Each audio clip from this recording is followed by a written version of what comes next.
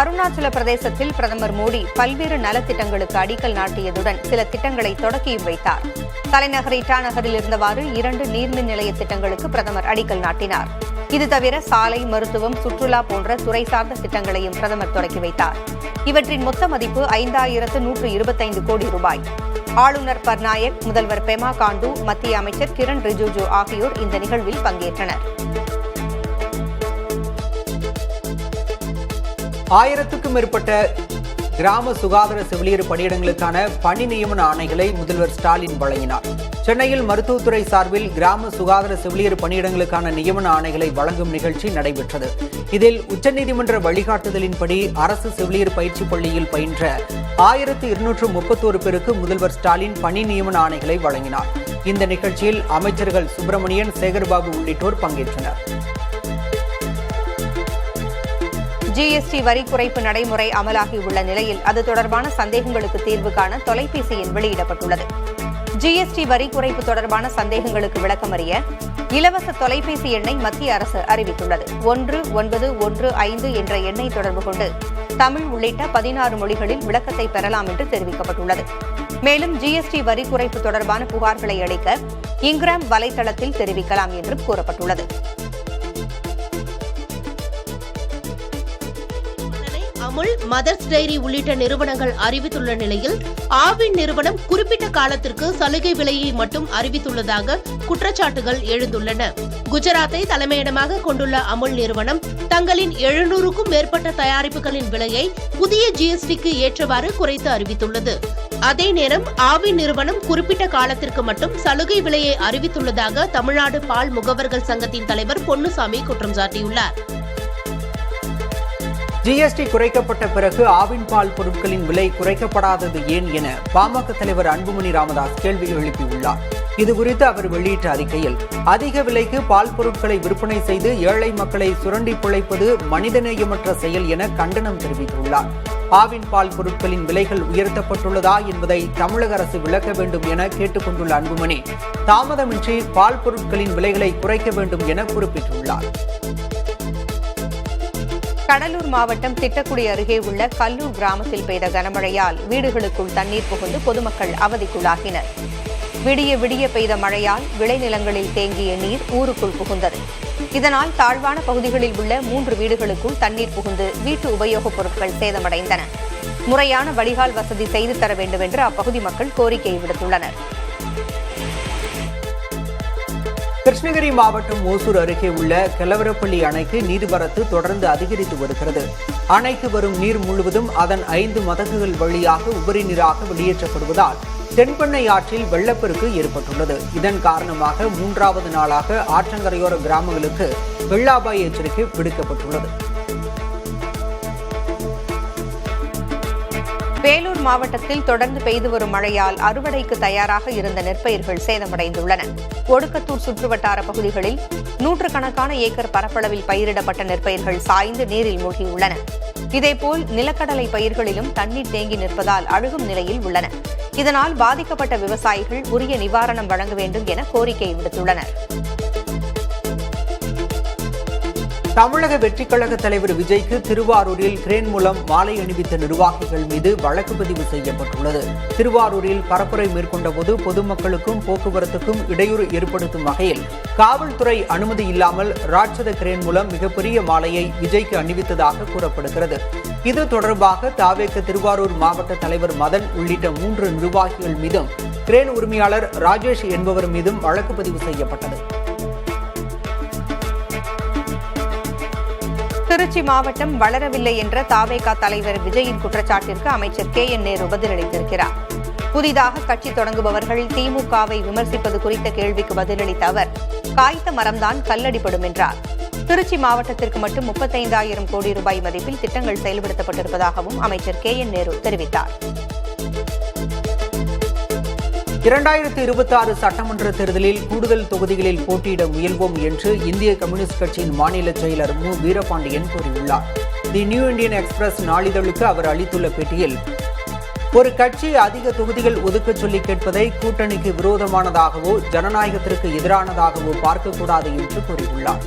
அதிக தொகுதிகளில் போட்டியிட விரும்புவது ஜனநாயக அணுகுமுறை சார்ந்தது என்பதை மு.க. ஸ்டாலின் அங்கீகரிப்பார் என்று நம்புவதாகவும் வீரபாண்டியன் தெரிவித்துள்ளார். மும்பையில் இன்று காலை முதலே கனமழை பெய்து வருகிறது. இதன் காரணமாக இந்திய வானிலை ஆய்வு மையம் நகருக்கு மஞ்சள் எச்சரிக்கை விடுத்துள்ளது. கிழக்கு மற்றும் மேற்கு புறநகர் பகுதிகளில் சராசரியாக 15 மில்லிமீட்டர் மழை பதிவாகியுள்ளது. இதனால் சாலைகளில் தண்ணீர் தேங்கி போக்குவரத்து பாதிக்கப்பட்டுள்ளது. மரங்கள் விழுந்தது, வீடுகள் இடிந்தது போன்ற 12ற்கும் மேற்பட்ட பாதிப்புகள் நேரிட்டுள்ளன. நல்வாய்ப்பாக உயிர்ச்சேதம் எதுவும் ஏற்படவில்லை.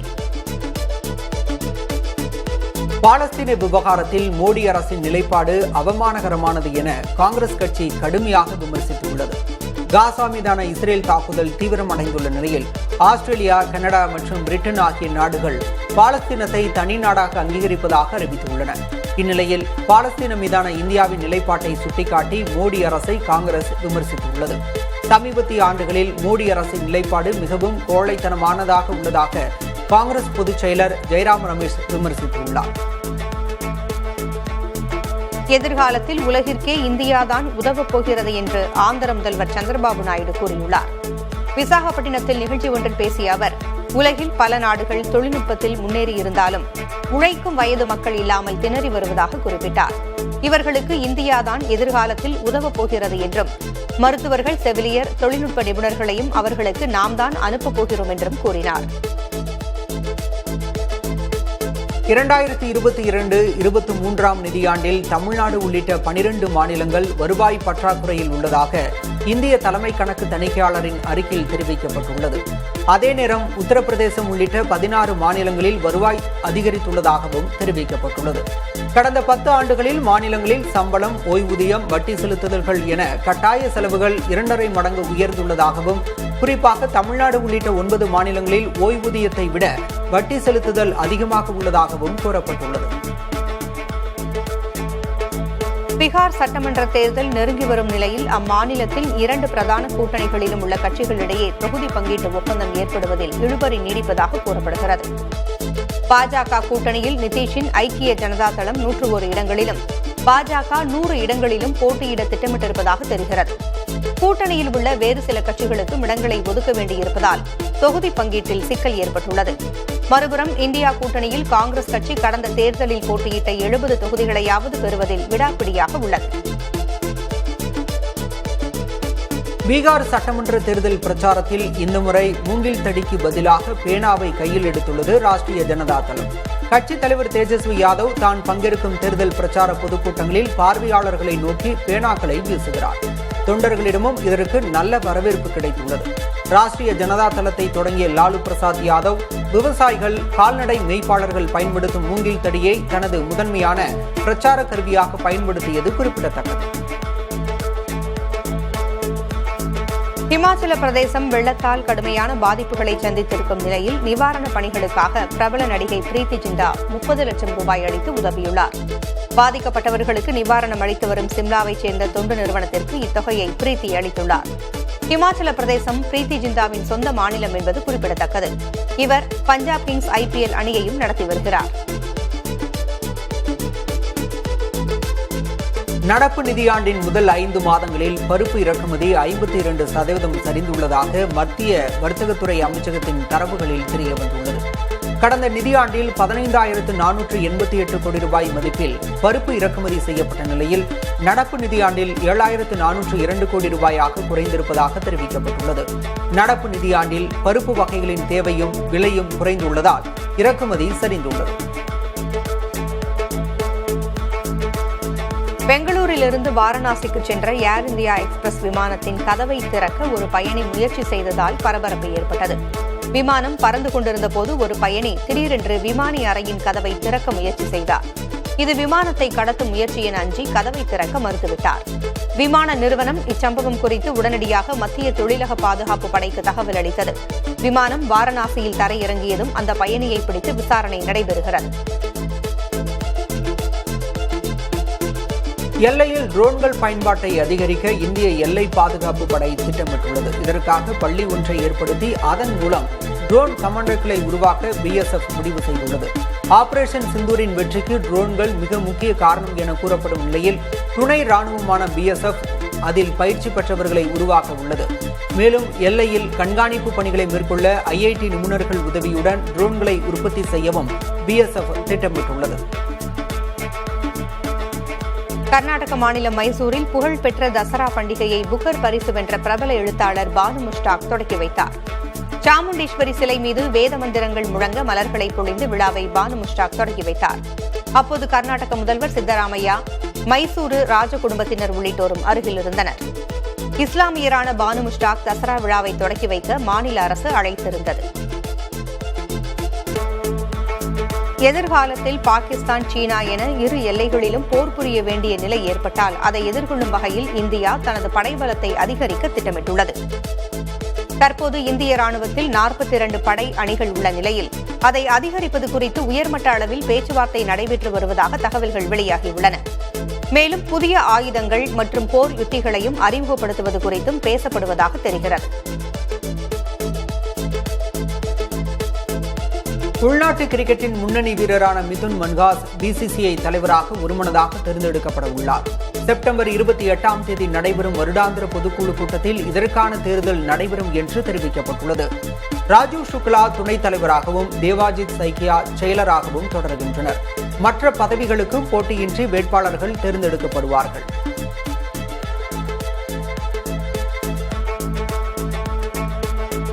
தமிழ்நாட்டில் துணைவேந்தர்கள் நியமனம் தொடர்பான வழக்கில் எதிர்மனுதாரர்கள் பதிலளிக்க உச்சநீதிமன்றம் நோட்டீஸ் பிறப்பித்துள்ளது. இது தொடர்பான வழக்கு விசாரணையின் போது உச்சநீதிமன்றம் எதிர்மனுதாரர்களுக்கு வழக்கமான நோட்டீஸ் பிறப்பிக்க வேண்டும் எனவும் UGCக்கு எதிரான மற்றொரு வழக்கையும் சேர்த்து விசாரிக்க வேண்டும் என்றும் தமிழக அரசு சார்பில் கோரப்பட்டது. இதையடுத்து வழக்கில் தொடர்புடைய UGC, ஆளுநர், செயலாளர் மற்றும் வெங்கடாச்சலபதி உள்ளிட்ட எதிர்மனுதாரர்களுக்கு உச்சநீதிமன்றம் நோட்டீஸ் பிறப்பித்தது. மும்பையின் கடற்கரை சாலையில் அதிவேகமாக சென்ற ஒரு லம்போர்கினி கார் கட்டுப்பாட்டை இழந்து சாலை தடுப்பில் மோதி விபத்துக்குள்ளானது. மழை பெய்திருந்த சாலையில் சறுக்கிச் சென்ற கார் தடுப்பில் பலமாக மோதியது. இதில் காரின் முன்பகுதி கடுமையாக சேதமடைந்தது. சாலைகளில் சரியான பிடிமானம் இல்லாதது இதுபோன்ற விபத்துகளுக்கு காரணமா என ரேமன் குழுமத்தின் தலைவர் கௌதம் சிங்கானியா தனது சமூக வலைதள பக்கத்தில் கேள்வி எழுப்பியுள்ளார். 2024-25 நிதியாண்டில் கொச்சி சர்வதேச விமான நிலையத்தை பயன்படுத்திய பயணிகள் எண்ணிக்கை 6.33% அதிகரித்து 1.12 கோடியாக உயர்ந்துள்ளது. இதில் உள்நாட்டு பயணிகள் 59 லட்சத்திற்கு அதிகமாகவும் சர்வதேச பயணிகள் 52 லட்சத்திற்கு அதிகமாகவும் உள்ளனர். இந்த எண்ணிக்கையின் அதிகரிப்பால் விமானங்களின் இயக்கமும் 8.36% உயர்ந்துள்ளது. இந்த ஆண்டின் ஏப்ரல் முதல் ஜூலை வரையிலான காலகட்டத்தில் இந்தியாவின் சர்வதேச பயணிகள் போக்குவரத்தில் டெல்லி, மும்பை, பெங்களூரு மற்றும் சென்னைக்கு அடுத்தபடியாக கொச்சி 5வது இடத்தை பிடித்துள்ளது. பீகார் அரசு நகரங்களின் பொருளாதார வளர்ச்சியை மிக எளிதில் அடையாளம் காண வித்தியாசமான வழிமுறை ஒன்றை பயன்படுத்தி வருகிறது. இரவு நேரத்தில் எடுக்கப்பட்ட செயற்கைக்கோள் படங்களில் வெளிச்சம் அதிகம் தெரியும் பகுதிகள் மூலம் நகரங்களின் வளர்ச்சியும் அறியப்படுகின்றன. அதிகம் வெளிச்சம் உள்ள பகுதிகள் வளர்ந்த பகுதிகளாகவும், வெளிச்சம் குறைந்த பகுதிகள் வளர்ச்சி இல்லாததாகவும் அறியப்படுகின்றன. இதில் பாட்னா, வைஷாலி, முசாஃபர்பூர், கயா, பெகுசராய் ஆகிய மாவட்டங்கள் மட்டுமே வளர்ச்சியடைந்தவை என கண்டறியப்பட்டுள்ளது.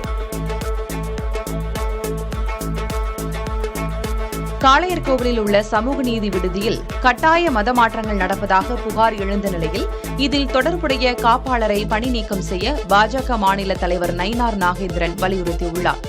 இதுகுறித்து அவர் வெளியிட்ட எக்ஸ் பதிவில், விடுதி காப்பாளினியான லட்சுமி என்பவர் மாணவிகளை மதம் மாற கட்டாயப்படுத்துவதாகவும் மறுப்பவர்களை வன்கொடுமை செய்வதாகவும் குறிப்பிட்டுள்ளார். இந்த சமூக விரோத செயலை வேடிக்கை பார்த்துக் கொண்டிருக்காமல் நடவடிக்கை எடுக்க வேண்டும் என்றும் நயினார் நாகேந்திரன் வலியுறுத்தியுள்ளார். குலசேகரன்பட்டினம் முத்தாரம்மன் கோவில் தசரா திருவிழாவை முன்னிட்டு பக்தர்கள் கடைபிடிக்க வேண்டிய விதிமுறைகள் மற்றும் பாதுகாப்பு ஏற்பாடுகள் குறித்து தூத்துக்குடி மாவட்ட காவல்துறை அறிவித்துள்ளது. சாதி அடையாளங்களை குறிக்கும் உடைகள், கொடிகள், ஆயுதங்கள் அல்லது காவல்துறையினரை போன்று வேடமிட்டு வருவது போன்றவை தடை செய்யப்பட்டுள்ளன. பொது அமைதிக்கு பங்கம் விளைவிக்கும் வகையில் ஆடுவது, பாடுவது, முழக்கமிடுவது போன்ற செயல்களை தவிர்க்க அறிவுறுத்தப்பட்டுள்ளது. சென்னையில் தங்கம் மற்றும் வெள்ளி விலை இதுவரை இல்லாத உயர்வு கண்டுள்ளது. அதன்படி 22 காரட் ஆபரண தங்கம் கிராமிற்கு 70 ரூபாய் விலை உயர்ந்து 10,360 ரூபாய்க்கும், ஒரு சவரன் 560 ரூபாய் விலை அதிகரித்து 82,880 ரூபாய்க்கும் விற்பனை செய்யப்படுகிறது. வெள்ளி கிராமிற்கு 3 ரூபாய் விலை ஏற்றம் கண்டு 148 ரூபாய்க்கும், 1 கிலோ 3,000 ரூபாய் விலை உயர்ந்து 1,48,000 ரூபாய்க்கும் விற்பனையாகிறது. சம வேலைக்கு சம ஊதியம் வழங்கவில்லை என கூறி இடைநிலை ஆசிரியர்கள் வரும் 29ஆம் தேதி போராட்டம் நடத்த உள்ளதாக அறிவித்துள்ளனர். 2009ஆம் ஆண்டு மே 31ஆம் தேதி வரை இடைநிலை ஆசிரியர் பணியில் சேர்ந்தவர்களுக்கும், அதே ஆண்டில் ஜூன் 1ஆம் தேதி பணியில் சேர்ந்தவர்களுக்கும் அடிப்படை ஊதியம் முரண்பாடாக உள்ளதாக கூறுகின்றனர். இந்த ஊதிய முரண்பாட்டை சரி செய்வதாக திமுக அரசு தேர்தல் அறிக்கையில் கூறியதாகவும், இதுவரை நிறைவேற்றப்படாததால் போராட்டம் நடத்தப்போவதாகவும் அறிவித்துள்ளனர். புதுச்சேரியில் கடந்த 3 மாதங்களாக நிறுத்தப்பட்டிருந்த இலவச அரிசி விரைவில் வழங்கப்படும் என துணைநிலை ஆளுநர் கைலாஸ்நாதன் தெரிவித்துள்ளார். கிழக்கு கடற்கரை சாலையில் ஒரு தனியார் பள்ளி வளாகத்தில் நடைபெற்ற சதசண்டி ஹோம நிகழ்ச்சியில் கலந்து கொண்ட அவர் செய்தியாளர்களின் கேள்விக்கு இந்த பதிலை அளித்தார். முன்னதாக இலவச அரிசி வழங்க புதிய ஒப்பந்த புள்ளி கோருமாறு புதுவை அரசுக்கு ஆளுநர் அறிவுறுத்தி வந்தார் என்பது குறிப்பிடத்தக்கது. டிஐஜி வருண்குமாருக்கு எதிராக அவதூறு கருத்துக்களை தெரிவிக்க நாம் தமிழர் கட்சியின் தலைமை ஒருங்கிணைப்பாளர் சீமானுக்கு விதிக்கப்பட்ட இடைக்கால தடையை சென்னை உயர்நீதிமன்றம் நீட்டித்துள்ளது. இருவருக்கும் இடையே அண்மையில் கருத்து மோதல்கள் ஏற்பட்ட நிலையில் தன்னை பற்றி ஆதாரம் இல்லாமல் அவதூறு பரப்புவதாக வருண்குமார் IPS சென்னை உயர்நீதிமன்றத்தில் வழக்கு தொடுத்தார். இந்த வழக்கு இன்று மீண்டும் விசாரணைக்கு வந்த நிலையில் சீமானுக்கு விதிக்கப்பட்டிருந்த இடைக்கால தடையை நீட்டித்து விசாரணையை அடுத்த மாதம் 15ஆம் தேதிக்கு ஒத்திவைத்து நீதிபதி உத்தரவிட்டார். திருச்சி அண்ணா பல்கலைக்கழக மாணவர் தற்கொலை செய்து கொண்ட வழக்கில் 5 பேர் கைது செய்யப்பட்டுள்ளனர்.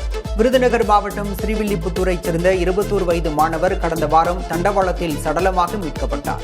அவர் எழுதியிருந்த கடிதத்தில் தனக்கு சிலர் பாலியல் துன்புறுத்தல்களை இழைத்ததோடு தனது தனிப்பட்ட புகைப்படங்கள் மற்றும் வீடியோக்களை வைத்து மிரட்டி வருவதாகவும் குறிப்பிட்டிருந்தார்.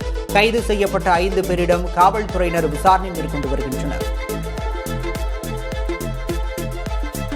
பாகிஸ்தான் விமானப்படை அந்நாட்டின் கைபர் பக்துன்குவா மாகாணத்தில் குண்டுவீசி தாக்கியதில் பெண்கள், குழந்தைகள் உட்பட 30 பேர் கொல்லப்பட்டனர். ஆப்கானிஸ்தானை ஒட்டியுள்ள பகுதியில் தெஹ்ரிக் தாலிபான் பயங்கரவாதிகள் குடியிருப்பு பகுதியில் பதுங்கியிருப்பதாக கிடைத்த தகவலின் அடிப்படையில் இந்த தாக்குதல் நடத்தப்பட்டது. எனினும் இதில் பயங்கரவாதிகள் சிலர் மட்டுமே இறந்ததாகவும், அப்பாவி மக்கள் பலர் உயிரிழந்ததாகவும் தெரியவந்துள்ளது. இது தவிர ஏராளமானோர் காயமடைந்துள்ளனர். காசாவை கைப்பற்ற இஸ்ரேல் முழுவீச்சில் களமிறங்கியுள்ள நிலையில் அங்குள்ள மக்கள் உயிர் தப்ப தெற்கு பகுதிக்கு இடம்பெயர்கின்றனர். வசதி உள்ளவர்கள் வாடகை வாகனங்களில் பொருட்களை எடுத்துச் செல்கின்றனர். ஆனால் ஏழைகள் வாகனங்களுக்கு கொடுக்க வாடகை பணம் இல்லாததால் பரிதவிக்கும் நிலை ஏற்பட்டுள்ளது. சுமார் 20 கிலோமீட்டர் செல்ல 65,000 ரூபாய் வாடகை கேட்பதால் அதை பலராலும் தர இயலவில்லை. இன்னொரு புறம் இஸ்ரேல் படைகள் வான்வழியாகவும் தரை வழியாகவும் துவம்சம் செய்து வரும் நிலையில் ஏழை மக்கள் செய்வதறியாமல் தவிக்கின்றனர். பிலிப்பீன்ஸ் தலைநகர் மணிலாவில் பல்லாயிரக்கணக்கானோர் திரண்டு அரசுக்கு எதிராக போராட்டத்தில் ஈடுபட்டனர். ஊழலுக்கு எதிரான போராட்டத்தில் ஈடுபட்டோர் அதிபர் மாளிகை நோக்கி பேரணியாக செல்ல முயன்றபோது பாதுகாப்பு படையினரால் தடுத்து நிறுத்தப்பட்டனர். இதனால் இரு தரப்பினரிடையே மோதல் ஏற்பட்டது. கற்களை வீசி போராட்டக்காரர்களை தாக்கிய நிலையில் பாதுகாப்பு படையினர் தண்ணீரை பீச்சியடித்து அவர்களை கலைத்தனர். வன்முறையில் ஈடுபட்ட 17 பேர் கைது செய்யப்பட்டதாக பாதுகாப்பு படையினர் தெரிவித்தனர். சீனாவின் கான்சு மாகாணத்தில் உள்ள டுன்ஹாங் நகரில் சர்வதேச கலை கலாச்சார விழா தொடங்கியது. 2 நாட்கள் நடைபெறும் இவ்விழாவில் 97 நாடுகளிலிருந்து 1200 கலைஞர்கள் பங்கேற்று தங்கள் திறமையை வெளிப்படுத்தினர்.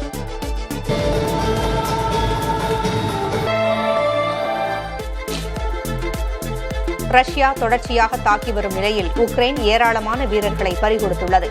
இதையடுத்து மீதமுள்ளவர்களையும் பறிகொடுக்காமல் தடுக்க ரிமோட் மூலம் இயங்கும் வாகனங்களை போரில் அதிக அளவில் உக்ரைன் பயன்படுத்த தொடங்கியுள்ளது. ரிமோட் மூலம் இயக்கி தாக்குதலை நடத்தவல்ல பீரங்கிகள் உள்ளிட்ட போர் தளவாடங்களை உற்பத்தி செய்வதில் உக்ரைனிய தொழிற்சாலைகள் தீவிரம் காட்டி வருகின்றன. ரஷ்யாவும் தானியங்கி போர் யுத்திகளில் ஆர்வம் காட்டி வருவதாக கூறப்படுகிறது. ஆப்கானிஸ்தானில் இருந்து டெல்லி வந்த விமானத்தில் ஒரு சிறுவன் விமானத்தின் வெளிப்பகுதியில் பயணித்ததாக வந்த செய்திகள் வெளியாகியுள்ளன. காபூலிலிருந்து டெல்லிக்கு காம் ஏர் விமானம் வந்த நிலையில் அதன் சக்கர பகுதியில் உள்ள சிறு அறை போன்ற பகுதியில் அச்சிறுவன் பதுங்கியிருந்ததாக தெரிகிறது. விமானம் இறங்கியவுடன் தரையில் இறங்கி நடந்து சென்ற அச்சிறுவனை பாதுகாப்பு படையினர் விசாரித்து வருகின்றனர். கம்போடியா நாட்டில் கடந்த 2 வாரங்களாக விமரிசையாக நடைபெற்று வந்த எருமைகள் ஓட்டப்பந்தயம் நிறைவடைந்தது. அலங்கரிக்கப்பட்ட எருமைகளுக்கு இடையே நடந்த இந்த பந்தயத்தை ஏராளமானோர் கண்டு ரசித்தனர். தங்கள் முன்னோர் நினைவாக கம்போடிய மக்கள் படையலிட்டு வழிபட்டனர். மேலும் துறவிகளுக்கு உணவுகளையும் வழங்கி முன்னோரை நினைவு கூர்ந்தனர். இந்த உணவுகள் தங்கள் முன்னோரை சென்றடையும் என்பது கம்போடிய மக்களின் நம்பிக்கையாகும். சீனாவின் வடகிழக்கு பகுதியில் உள்ள சின்ஜியாங் சுயாட்சி மாகாணத்தில் உள்ள டுக்கு நெடுஞ்சாலை உலகின் மிக அழகிய சாலைகளில் ஒன்றாக கருதப்படுகிறது. இருபுறமும் பசுமை எழில் சூழ்ந்த இச்சாலையில் கண்கவரும் காட்சிகள் நிறைந்துள்ளன. இருபுறமும் நீளும் மலைகள், குகை பாதைகள் ஆகியவை பயணத்தை மேலும் வசீகரமாக்குகின்றன. இப்பாதையின் அழகை ரசிப்பதற்காகவே ஏராளமான சுற்றுலா பயணிகள் உள்நாட்டிலிருந்தும் வெளிநாடுகளிலிருந்தும் வருகின்றனர். சுவிட்சர்லாந்து பெரும் ஆபத்தை சந்திக்க உள்ளதாக சூழலியலாளர்கள் எச்சரிக்கின்றனர். சுவிட்சர்லாந்தில் பிரதான ஈர்ப்பு அம்சமாக விளங்கும் பனிமலைகள் வேகமாக உருகி வருவதை இதற்கு காரணமாக அவர்கள் சுட்டிக்காட்டுகின்றனர். கடந்த சில ஆண்டுகளாகவே பனிப்பொழிவு வேகமாக குறைந்து வருவதாகவும் அவர்கள் கூறுகின்றனர். பருவநிலை மாற்றத்தின் விளைவே இதுபோன்ற விரும்பத்தகாத நிகழ்வுகள் என அவர்கள் அச்சம் தெரிவிக்கின்றனர். பிரேசில் நாட்டில் கொண்டுவரப்பட்டுள்ள சட்டத்தை எதிர்த்து மக்கள் நாடெங்கும் போராட்டத்தில் இறங்கியுள்ளனர். கோப்கவானா கடற்கரையில் நடைபெற்ற பிரம்மாண்ட போராட்டத்தில் 40,000 பேர் பங்கேற்றனர். பிரபல பாடகர் கேட்டனோ வெலாசோ சர்ச்சைக்குரிய சட்டத்திற்கு எதிரான பாடல்களை பாடினார். 2023ஆம் ஆண்டு போல்சனாரோ அதிபராக இருந்தபோது நடைபெற்ற ஆட்சி கவிழ்ப்பு முயற்சியில் தீவிரமாக ஈடுபட்டோருக்கு பொது மன்னிப்பளிக்க தற்போது சட்டம் கொண்டுவரப்பட்டிருக்கும் நிலையில் அதை எதிர்த்து இந்த போராட்டம் நடைபெற்றது. லடாக் யூனியன் பிரதேசமாக மாற்றப்பட்ட நிலையில் எங்கள் நிலங்களை பெரிய தொழில் நிறுவனங்களும் வெளிநபர்களும் ஆக்கிரமிப்பதற்கான வாய்ப்பு உருவாகியிருப்பது மக்களிடையே அச்சத்தை ஏற்படுத்தியுள்ளதாக லடாக் புத்த சங்க தலைவர் செரிங் டோர்ஜை தெரிவித்துள்ளார். தங்களின் நிலம், கலாச்சாரம் மற்றும் வேலை வாய்ப்புகளை பாதுகாக்க லடாக்கிற்கு அரசியலமைப்பு பாதுகாப்பு வழங்க கோரி காலநிலை ஆர்வலர் சோனம் வாங்சுக் தலைமையில் உண்ணாவிரத போராட்டம் நடைபெற்று வருவது குறிப்பிடத்தக்கது. இந்தியாவும் பாகிஸ்தானும் தற்கால கிரிக்கெட்டில் போட்டியாளர்கள் என்பதை ஏற்க முடியாது என இந்திய அணி கேப்டன் சூரியகுமார் யாதவ் தெரிவித்துள்ளார். பாகிஸ்தானுக்கு எதிரான போட்டி முடிவில் பேசிய அவர், சரிசமமான போட்டியாளர்கள் என்றால் வெற்றி தோல்வியிலும் ஏறக்குறைய சமமாக இருக்க வேண்டும் என்றும், ஆனால் பாகிஸ்தான் உடனான போட்டிகளில் மிக பெரும்பாலானவற்றில் இந்தியாவை வென்றுள்ளதாகவும் தெரிவித்தார். அருணாச்சல பிரதேசத்தில் பிரதமர் மோடி பல்வேறு நலத்திட்டங்களுக்கு அடிக்கல் நாட்டியதுடன் சில திட்டங்களை தொடக்கியும் வைத்தார். தலைநகர் இட்டா நகரில் இருந்தவாறு 2 நீர்மின் நிலைய திட்டங்களுக்கு பிரதமர் அடிக்கல் நாட்டினார். இது தவிர சாலை, மருத்துவம், சுற்றுலா போன்ற துறை சார்ந்த திட்டங்களையும் பிரதமர் தொடக்கி வைத்தார். இவற்றின் மொத்த மதிப்பு 5,125 கோடி ரூபாய். ஆளுநர் பர்நாயக், முதல்வர் பெமா காண்டு, மத்திய அமைச்சர் கிரண் ரிஜிஜு ஆகியோர் இந்த நிகழ்வில் பங்கேற்றனர். கடந்த வாரம்தான் மணிப்பூர், மிசோரம் சென்றிருந்த பிரதமர் தற்போது அருணாச்சல பிரதேசத்திற்கு சென்றுள்ளார்.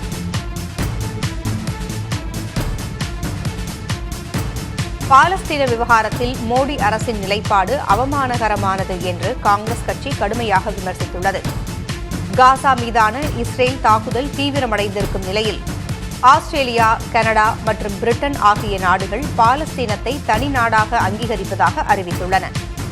இந்நிலையில் பாலஸ்தீனம் மீதான இந்தியாவின் நிலைப்பாட்டை சுட்டிக்காட்டி மோடி அரசை காங்கிரஸ் விமர்சித்துள்ளது. காங்கிரஸ் பொதுச் செயலாளர் ஜெயராம் ரமேஷ், இந்தியா ஏற்கனவே 1988இல் பாலஸ்தீனத்தை அங்கீகரித்துள்ளது என்றும், ஆனால் சமீபத்திய ஆண்டுகளில் மோடி அரசின் நிலைப்பாடு மிகவும் கோழைத்தனமாக உள்ளது என்றும் விமர்சித்துள்ளார்.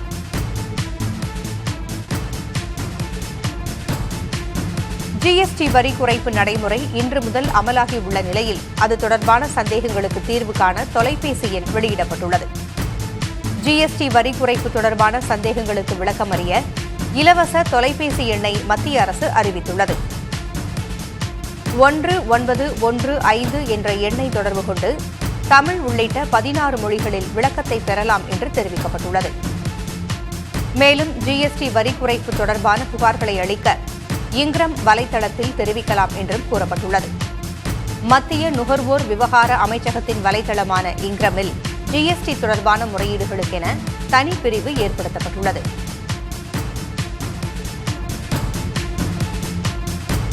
ஜிஎஸ்டி வரி குறைப்பு எதிரொலியாக ரயில்கள் மற்றும் ரயில் நிலையங்களில் விற்கப்படும் பாட்டில் குடிநீர் விலையும் குறைக்கப்பட்டுள்ளது. ரயில் நீர் 1 லிட்டர் பாட்டில் விலை 15 ரூபாயிலிருந்து 14 ரூபாயாக குறைக்கப்பட்டுள்ளது.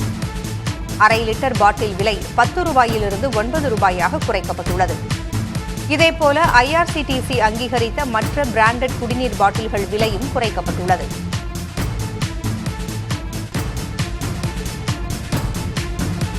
எல்லையில் ட்ரோன்கள் பயன்பாட்டை அதிகரிக்க இந்திய எல்லை பாதுகாப்பு படை திட்டமிட்டுள்ளது. இதற்காக பள்ளி ஒன்றை ஏற்படுத்தி அதன் மூலம் ட்ரோன் கமாண்டோக்களை உருவாக்க பிஎஸ்எஃப் முடிவு செய்துள்ளது. ஆபரேஷன் சிந்தூரின் வெற்றிக்கு ட்ரோன்கள் மிக முக்கிய காரணம் என்று கூறப்படும் நிலையில் துணை ராணுவமான பிஎஸ்எஃப்பும் அதில் பயிற்சி பெற்றவர்களை உருவாக்க உள்ளது. மேலும் எல்லையில் கண்காணிப்பு பணிகளை மேற்கொள்ள ஐஐடி நிபுணர்கள் உதவியுடன் ட்ரோன்களை உற்பத்தி செய்யவும் பிஎஸ்எஃப் திட்டமிட்டிருக்கிறது.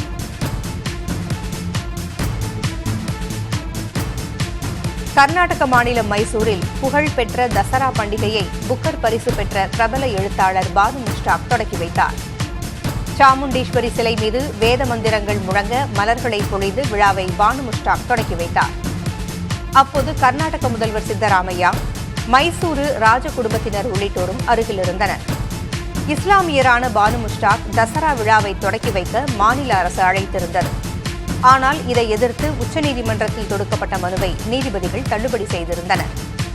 11 நாட்கள் மைசூரில் நடக்கும் தசரா விழா மாநில விழாவாக கொண்டாடப்படுகிறது.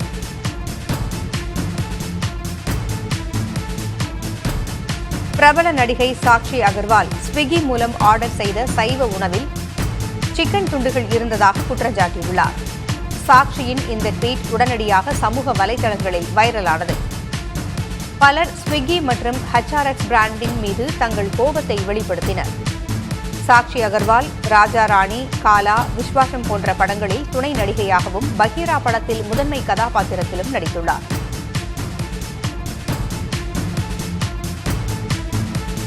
இந்தியாவில் கடந்த 10 ஆண்டுகளில் இல்லாத அளவிற்கு குழந்தைகள் தத்தெடுப்பு எண்ணிக்கை உயர்ந்துள்ளது. 2024-25 நிதியாண்டில் நாடு முழுவதும் 4515 குழந்தைகள் தத்தெடுக்கப்பட்டுள்ளனர். இதில் 4155 குழந்தைகள் உள்நாட்டிலேயே தத்தெடுக்கப்பட்டிருப்பதாக தெரிவிக்கப்பட்டுள்ளது. குழந்தைகள் தத்தெடுப்பில் மகாராஷ்டிரா மாநிலம் முதல் இடத்தில் உள்ளது.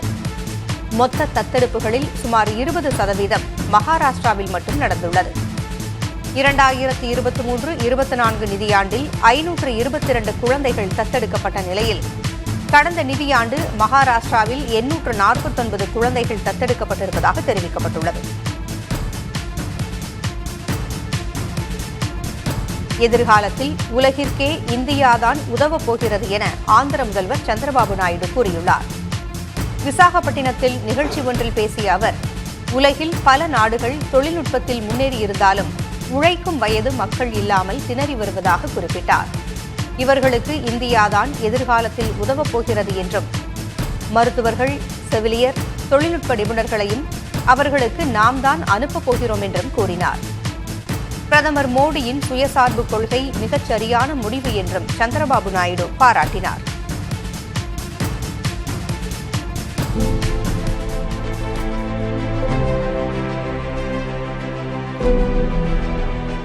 நவம்பர் மாதம் நடைபெறவிருக்கும் குரு நானக் பிறந்தநாள் கொண்டாட்டங்களுக்காக பாகிஸ்தானில் உள்ள நன்கானா சாஹிப் கோயிலுக்கு யாத்திரை செல்வதற்கான சீக்கிய பக்தர்களின் விண்ணப்பங்களை நிறுத்துமாறு மாநில அரசுகளுக்கு மத்திய அரசு அறிவித்துள்ளது.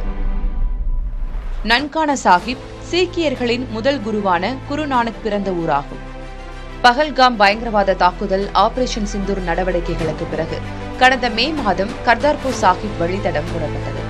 இந்நிலையில் நன்கானா சாஹிப் யாத்திரையும் தடுக்கப்படுவது சீக்கியர்களை அதிருப்தியில் ஆழ்த்தியிருக்கிறது.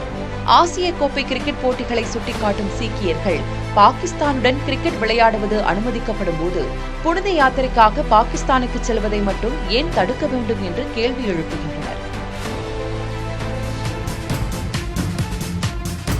பீகார் அரசு நகரங்களின் பொருளாதார வளர்ச்சியை மிக எளிதில் அடையாளம் காண வித்தியாசமான வழிமுறை ஒன்றை பயன்படுத்தி வருகிறது.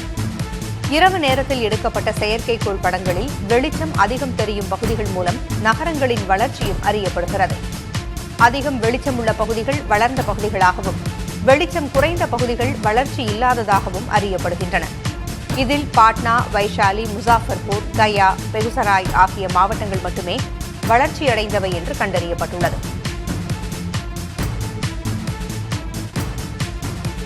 இந்தியாவும் பாகிஸ்தானும் தற்கால கிரிக்கெட்டில் போட்டியாளர்கள் என்பதை ஏற்க முடியாது என இந்திய அணி கேப்டன் சூரியகுமார் யாதவ் தெரிவித்துள்ளார்.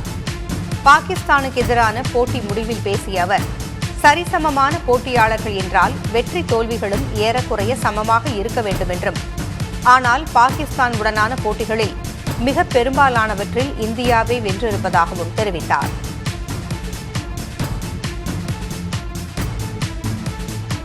பாகிஸ்தானுக்கு எதிரான போட்டி முடிவில் எக்ஸ் சமூக தளத்தில் பதிவிட்ட இந்திய அணியின் துணை கேப்டன் சுப்மன் கில், ஆட்டம்தான் பேசும், பேச்சுகள் அல்ல என்று பதிவிட்டிருந்தார். சரவெடி ஆட்டமாடி இந்தியாவின் வெற்றியை ஆரம்பத்திலேயே உறுதிப்படுத்திய அபிஷேக் சர்மாவும் இதேபோன்ற பதிவை இட்டுள்ளார். நீங்கள் பேசிக்கொண்டே இருங்கள், நாங்கள் ஜெயித்துக் கொண்டே இருக்கிறோம் என்று அவர் பதிவிட்டுள்ளார். இந்திய கிரிக்கெட் வீரர்கள் சமூக தளங்களில் விளையாட்டு குறித்து பதிவிடுவது அரிது என்ற நிலையில் இப்பதிவுகள் வியப்பை ஏற்படுத்தியுள்ளன. மேலும் களத்தில் பாகிஸ்தான் வீரர்கள் செய்த சைகைகளுக்கு சரியான பதிலடியாகவும் இப்பதிவுகள் பார்க்கப்படுகின்றன. சுவிட்சர்லாந்து பெரும் ஆபத்தை சந்திக்க உள்ளதாக சூழலியலாளர்கள் எச்சரிக்கின்றனர். சுவிட்சர்லாந்தில் பிரதான ஈர்ப்பு அம்சமாக விளங்கும் பனிமலைகள் வேகமாக உருகி வருவதை இதற்கு காரணமாக அவர்கள் சுட்டிக்காட்டுகின்றனர். கடந்த சில ஆண்டுகளாகவே பனிப்பொழிவு வேகமாக குறைந்து வருவதாகவும் அவர்கள் கூறுகின்றனர். பருவநிலை மாற்றத்தின் விளைவே இதுபோன்ற விரும்பத்தகாத நிகழ்வுகள் என அவர்கள் அச்சம் தெரிவிக்கின்றனர். ஐரோப்பாவில் முன் எப்போதும் இல்லாத வெப்பம் இந்த ஆண்டு நிலவியதும், பல இடங்களில் காட்டுத்தீ ஏற்பட்டதும் பாதிப்புகளை உணர்த்துவதாக உள்ளது.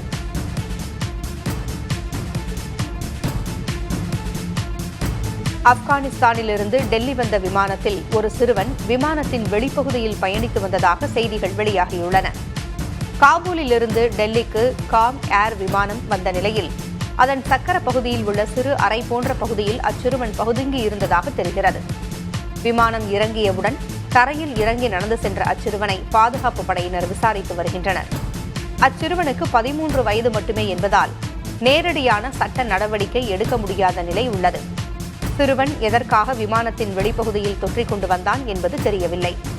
அதே நேரம் 94 நிமிடங்கள் வெளியே தொற்றிக் கொண்டு வருவது மிகவும் ஆபத்தானது என்பதுடன் சாத்தியமும் இல்லை என்ற நிலையில் இப்பயணம் பெரும் வியப்புகளை ஏற்படுத்தியுள்ளது.